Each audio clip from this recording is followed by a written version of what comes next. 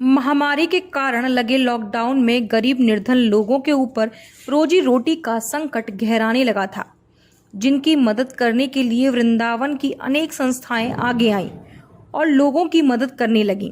जिसमें से एक संस्था श्री गौ गौरी सेवा संस्था ने लोगों को लॉकडाउन में खाना और सूखी खाद्य सामग्री वितरित की। वहीं अब लॉकडाउन खत्म होने के बाद भी ये सेवा निरंतर जारी है। इसी क्रम में वृंदावन पत्थरपुरा मार्ग स्थित श्री गौ गौरी गोपाल सेवा संस्थान समिति ने गरीब असहाय लोगों को खाद्य सामग्री वितरित की।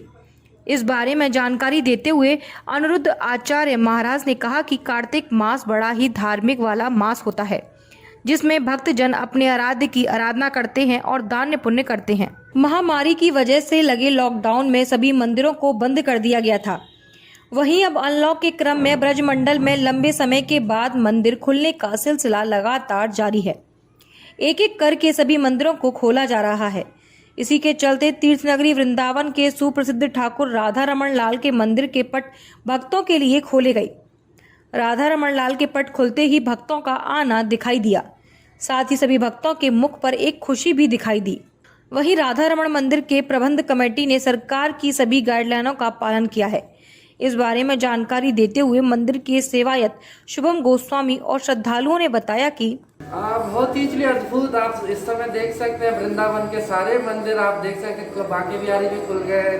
केवल हमारे ब्रज के जो रंगीले ठाकुर है राधा रमन जी, तो वही सबसे लास्ट में दर्शन दे रहे हैं। और ये हमारे लिए एक सौभाग्य की बात है कि जो उत्सव आ रहे हैं उसी उत्सव में हमें हमारे जो है प्राण धन उन्हें दर्शन मिल रहे हैं। महेश कुमार गोस्वामी। इस 7 महीने बाद राधा रमन जी का मंदिर खुला है, क्या क्या तैयारियां हैं और किस तरह से मंदिर में दर्शन कराए जा रहे हैं? इस समय हमने थोड़ा समय रखा हुआ है मंदिर दर्शनों का, जिसमें कि आपका दिन में है 10:30 से 11:30 श्रृंगार आरती से लेके और ठाकुर जी का राजभोग आने तक। और शाम को ये भी समय ऐसा ही रहेगा कि संध्या आरती से लेके और शाम को जो ठाकुर जी का भोग आएगा जब तक 1 घंटा शाम को, दोनों समय यही समय रखा गया है अभी। फिर आगे समय को देखते हुए जो भी व्यवस्थाएं होंगी वो कमेटी बनाएगी। सुनीता जी, कहाँ से आई हैं? दौतक से। जी, आज 7 महीने बाद राधा रमन जी मंदिर खोले, भक्तों को बहुत अच्छा लगा, बाके बिहारी के भी दर्शन किए, बहुत अच्छा लगा, आराम से दर्शन हुए थे। मंदिर की व्यवस्था की कैसी लगी? व्यवस्था मंदिर की बहुत अच्छी व्यवस्था थी, कोई दिक्कत नहीं हुई। अफगानिस्तान के काबुल यूनिवर्सिटी में नरसंहार के खिलाफ एएमयू के छात्रों ने प्रदर्शन कर हमले की निंदा की। साथ ही एएमयू के छात्रों ने विरोध प्रदर्शन करते हुए दुश्मनों पर कार्रवाई करने की मांग की। आपको बता दें, बीते सोमवार को बंदूकधारियों ने अफगानिस्तान के काबुल विश्वविद्यालय में धावा बोल दिया, जिसके बाद सुरक्षा बलों के साथ कई घंटे तक उनकी मुठभेड़ चली, जिसमें कम से कम 25 लोग हताहत हुए। विश्वविद्यालय में पुस्तक प्रदर्शनी लगी थी, जिसमें अफगानिस्तान में ईरान के राजदूत भी पहुंचे थे। गृह मंत्रालय के प्रवक्ता तारिक आरियान ने इस हमले में हताहत हुए लोगों की संख्या नहीं बताई, लेकिन स्थानीय मीडिया के अनुसार संभवतः 20 लोगों की जान गई। आरियान के अनुसार हमले में 3 हमलावर शामिल थे, जो मुठभेड़ में मारे गए। हालांकि तालिबान ने एक बयान में कहा कि इस हमले में उसका हाथ नहीं है। यह हमला ऐसे वक्त हुआ जब विद्रोहियों की अमेरिका समर्थित सरकार के साथ शांति वार्ता जारी थी। हालांकि कतर में हो रही इस वार्ता का लक्ष्य अमेरिका को उसकी सबसे लंबी लड़ाई से निकलने में मदद पहुंचाना है, लेकिन रोजाना रक्तपात जारी है। इस्लामिक स्टेट से जुड़े एक संगठन ने देश में शियाओं पर हमला शुरू कर दिया है। 5 घंटे तक चली मुठभेड़ के दौरान छिटपुट, ग्रेनेड विस्फोट और विश्वविद्यालय के आसपास की सड़कों पर स्वचालित हथियारों से गोलीबारी की आवाज सुनाई दे रही थी। इधर अफगान सुरक्षा कर्मियों ने भी मोर्चा संभाल रखा था। विद्यार्थियों को अपनी जान बचाने के लिए वहां से भागते हुए देखा गया। वहीं काबुल यूनिवर्सिटी में छात्रों के ऊपर हुए हमले को लेकर अलीगढ़ मुस्लिम विश्वविद्यालय के छात्रों में गुस्सा व्याप्त है। मेरा नाम असदुल्लाह नूरज़ई है, मैं अफ़गानिस्तान से बिलोंग करता हूँ और यहाँ पे इंटरनेशनल स्टूडेंट का प्रेसिडेंट हूँ। हमने प्रोटेस्ट मार्च इसलिए निकाला है, 2 नवंबर को वहाँ पे काबुल यूनिवर्सिटी में जनरल स्टूडेंट पे लॉ फैकल्टी में वहाँ पे एक प्रोग्राम था, वोक शो का प्रोग्राम था, वहाँ पे अटैक हुआ। उसमें लगभग 40-50 स्टूडेंट लड़के लड़कियाँ उसमें मारे गए, शहीद हो गए और उसमें 30-40 और वो घायल हो गए। तो इसलिए हम उन लोग को सिंपैथी देने के लिए, उन लोग के घर वाले को यानी उन लोग को कॉन्डोलेंस देने के लिए हमने एक प्रोटेस्ट मार्च निकाला है। मुस्लिम यूनिवर्सिटी में एक प्रोटेस्ट किया गया है हिंसक के खिलाफ। जिस तरीके से काबुल यूनिवर्सिटी में, काबुल एक शहर है अफ़गानिस्तान में, वहाँ पे हिंसक एक टेररिस्ट अटैक हुआ है। इस तरीके की मानसिकता को हम बिल्कुल दरकिनार करते हैं, बर्दाश्त नहीं किया जाएगा। जिसके मासूमों की जान ली गई है, 25-40 लोगों का इंतकाल हुआ है वहाँ पे, तो ऐसे तो हम बिल्कुल बर्दाश्त नहीं करेंगे और एहतजाज करते रहेंगे। आगे की हुकूमत से भी एक गुजारिश है, ऐसे हादसों पर लगाम लगाए और अपनी सिक्योरिटी और स्टूडेंट की सिक्योरिटी को बढ़ाया जाए।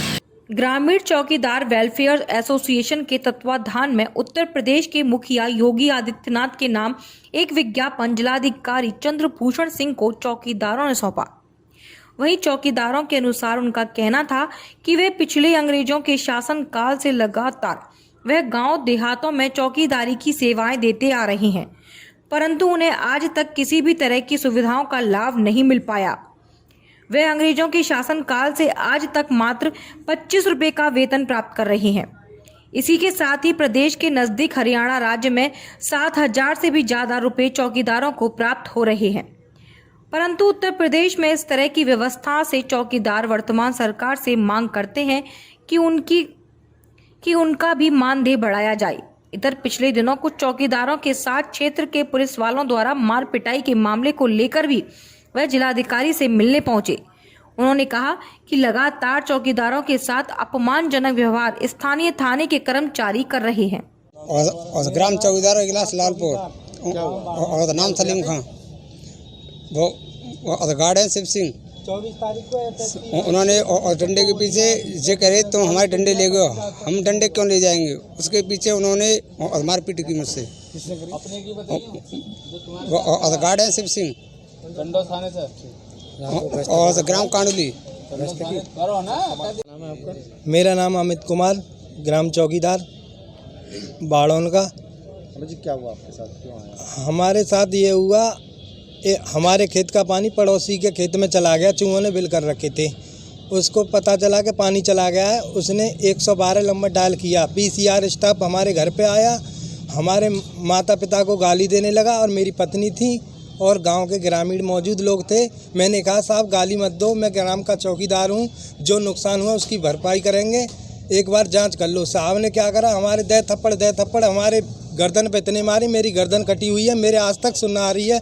वहाँ से गाड़ी में डाल के लोधा थाना ले गए। वहाँ हमारे संदीप राणा दरोगा जी हैं, उन्होंने हमारे साथ उनसे पूछे PCR वालों से कहाँ से आया, बाड़ों से मेरे 3-4 लात मारी।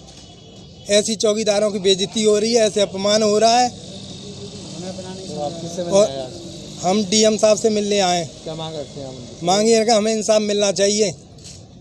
मथुरा जनपद की थाना रिफाइनरी पुलिस ने लूट की घटना के 3 आरोपियों को गिरफ्तार करने में सफलता हासिल की है। बीते दिनों थाना रिफाइनरी क्षेत्र में लूट की घटना का एक मामला सामने आया था, जिसमें रिपोर्ट दर्ज होने के बाद इलाका पुलिस वरिष्ठ पुलिस अधीक्षक डॉक्टर गौरव ग्रोवर के निर्देश पर लुटेरों की तलाश में जुट गई थी। इस मामले में रिफाइनरी पुलिस को सफलता प्राप्त हुई।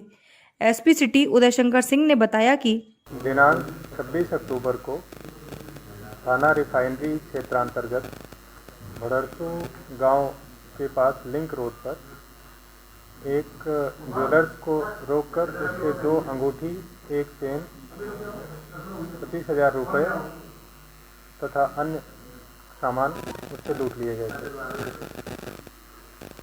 इस घटना की क्राइम ब्रांच के द्वारा 2 टीमों को बनाकर अत्यंत गहराई से छानबीन की गई और घटना में इसमें कुल 5 लोग सम्मिलित पाए गए, जिसमें 2 लोग घटना की रैकी करने का काम किए थे, जो पीड़ित के गांव के पास के रहने वाले थे, और 3 अन्य लोग थे जो राया थाना क्षेत्र के रहने वाले थे।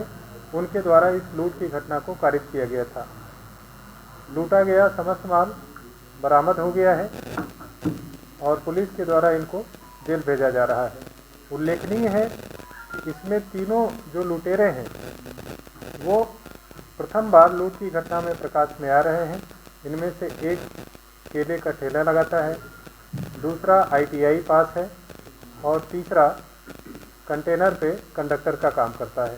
मथुरा बार एसोसिएशन के द्वारा एक बार फिर से अधिवक्ताओं के लिए आवाज उठाई जा रही है, जिसे लेकर मथुरा के बार एसोसिएशन के पदाधिकारियों ने CJM और SGM प्रथम की कोर्ट का पूर्ण रूप से बहिष्कार करने का निर्णय लिया।